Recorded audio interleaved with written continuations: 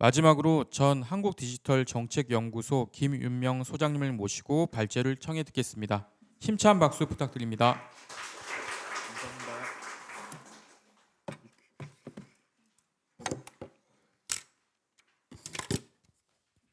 예, 안녕하세요. 김명입니다. 예, 제가 준비한 건 알고리즘 조정에 따른 소비자 보호 방안인데요. 제가 책자에 놓은 자료와 지금 발표하는 자료 차이가 있어서요. 책자에 있는 건 참고해 주시기를 부탁드리겠습니다.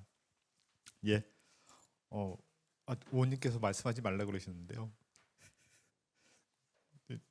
저는 이제 그냥 디지털 정책연구소 전임 소장으로서 이제 말씀을 올리고 나중에 필요한 사항들은 이제 의원실 통해서 여러분들 도와드리는 역할을 해보겠습니다. 죄송합니다. 예, 근데 앞서 이제 회장님께서도 그렇고 세 분의 발표하신 분도 그렇고 거의 비슷한 내용이지만 또 다른 이제 관점에서 말씀해 주셨고요. 저도 그러다 보니까 상당히 중복되어서 저도 중원보원 할까 봐서 두려운 마음이긴 합니다. 그럼에도 불구하고 또 다른 관점일 수 있고 다른 시각일 수 있기 때문에 그렇게 봐주시면 어떨까 싶습니다. 제가 고민했던 건 실제 이제 알고리즘을 통해서 나타나는 모든 결과들이 결국 인간을 위해서 한다는 건 사업자나 개발자나 의도는 같은 것 같습니다.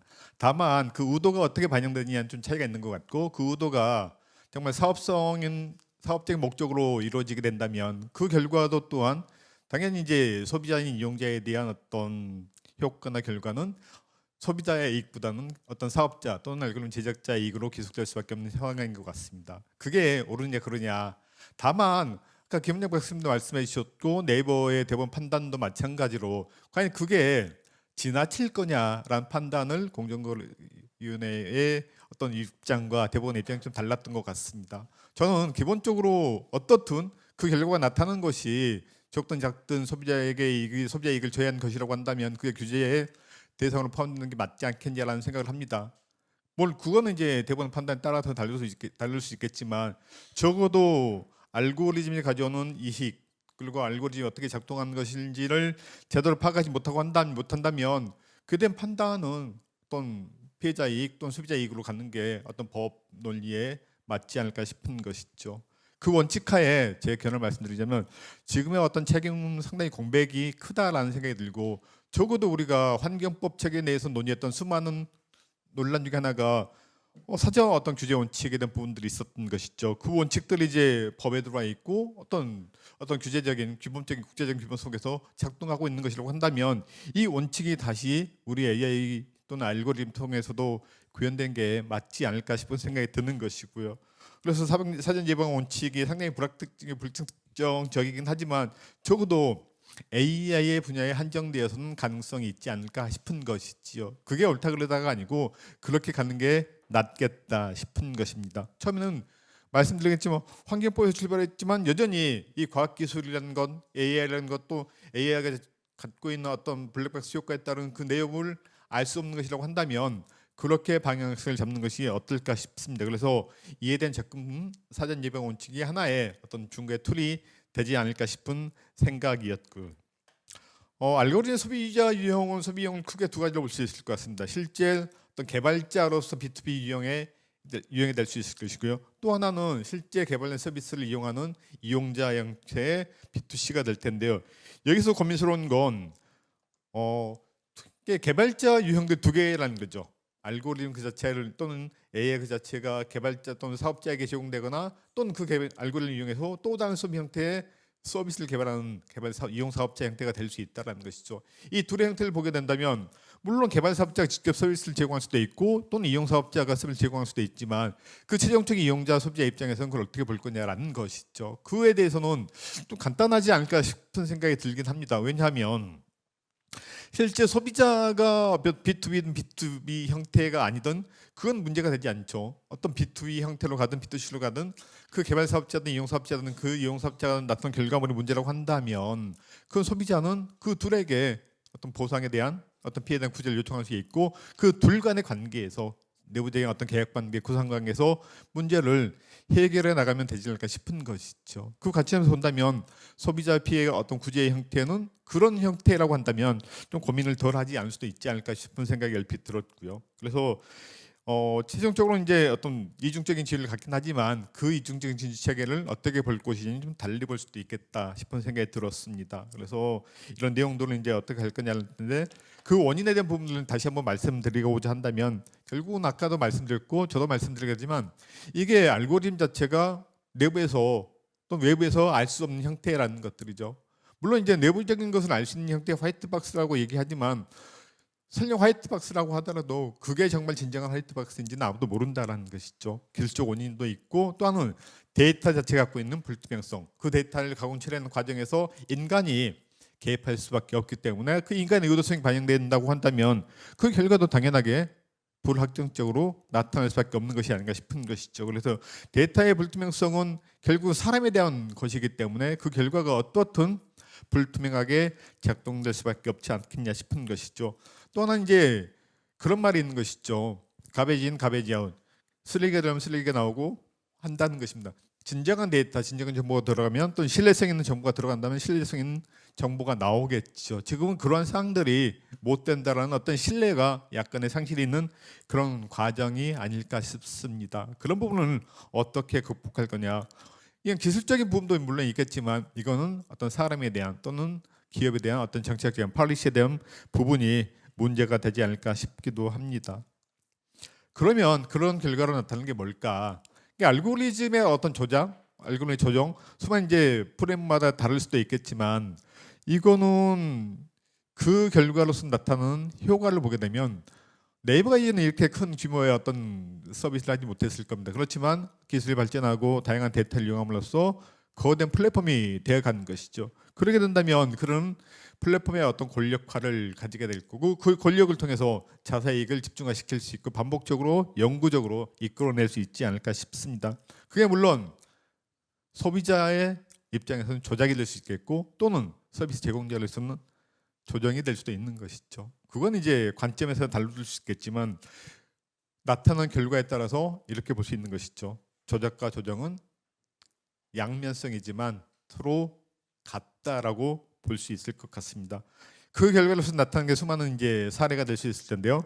그 자사상품 우대 노출이나 검색 순위 조정 또는 이용자가 알지 못하는 여러 가지 패턴을 반영해서 나타난 결과들 그리고 선택된 결과들에 대한 암묵적인, 묵시적인 또는 편향적인 결과를 의도적으로 작동시킨 효과가 되지 않을까 싶은 것이죠. 물론 저도 그런 생각을 갖고 있긴 합니다.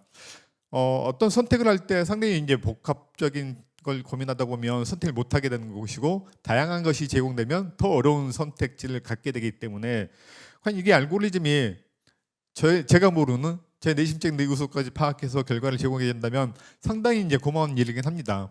근데 제 의도를 파악해서 어떤 결과를 나타낸다는 게 과연 그게 괜찮을까 하는 의심을 갖게 되는 것이죠.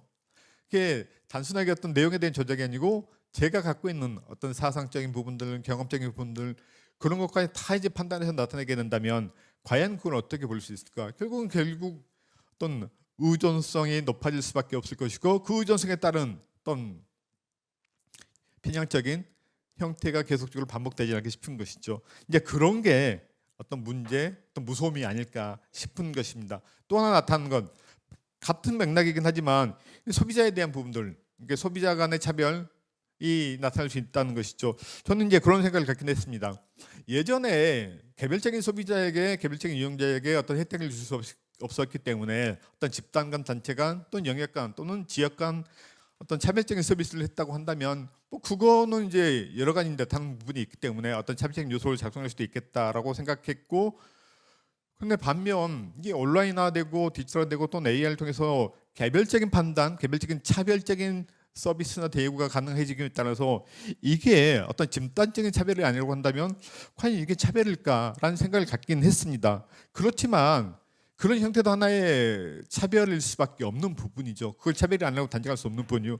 그렇다고 한다면 이런 알고리즘을 통한 차별도 전통적인 공정거래법이 규율하고자 하는 그 차별적 어떤 준거가 되지 않을까 싶은 것이 제 생각이기도 합니다. 물론 사업자들이 제공하는 형태의 서비스를 본다고 한다면 아니다라고 이제 충분히 반론도 하겠지만 나타나는 상황들을 보게 된다면 결국은 집단이든 개인이든 그 차별적인 요소를 갖게 된다면 그 어떤 차별적인 부분들이 정당하다고 단정할 수 있을까라는 생각이고요. 이 부분에서는 이제 김정 박사님께서 디테일하게 자세하게 말씀 주시긴 했지만 알고리즘 담합에 대한 부분입니다. 아마 이 부분들 처음 접했던 건 아마존에서 제공하는 그 도서였던 것 같아요. 그게 거의 이제 절판 형태 도서였지만 어느 날 갑자기 가격이 계속 올라간다는 것이죠.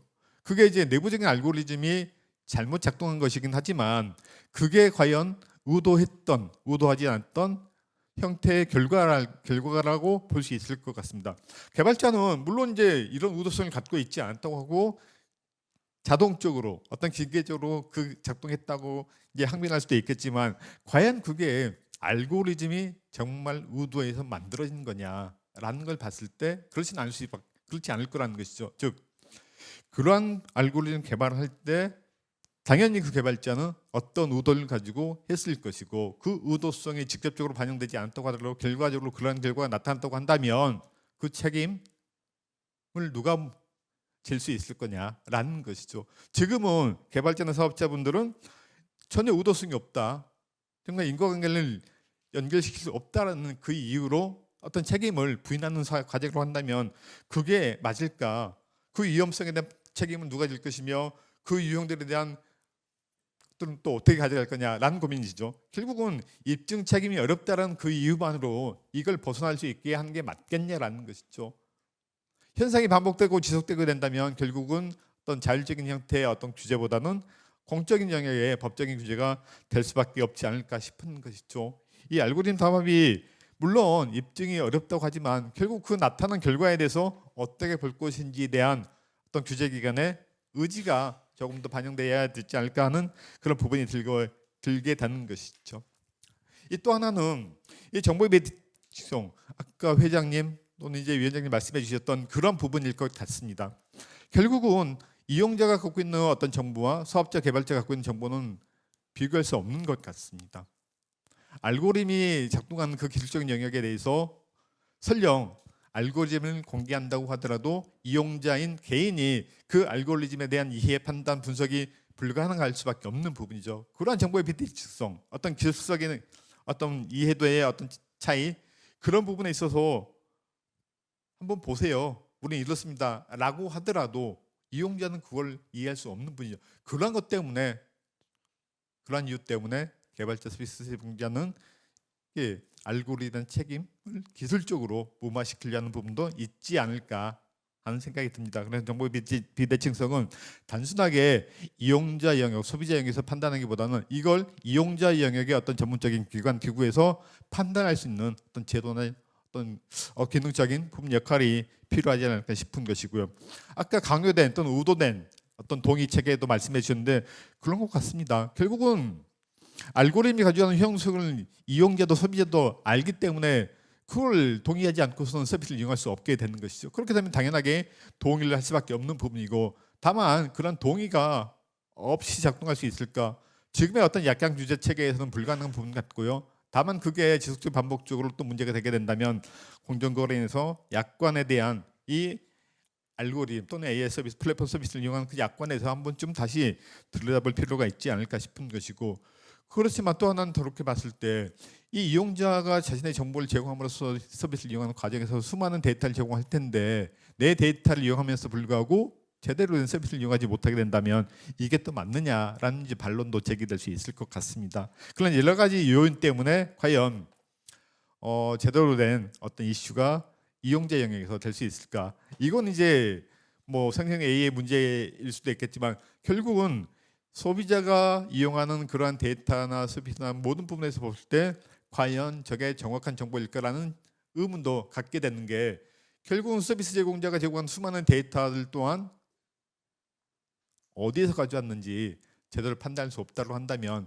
과연 그런 서비스 제공, 어떤 차별적인 서비스가 과연 합리성을 가질 수 있을까라는 이제 그 문제를 좀 짚어보고자 했던 것이고요.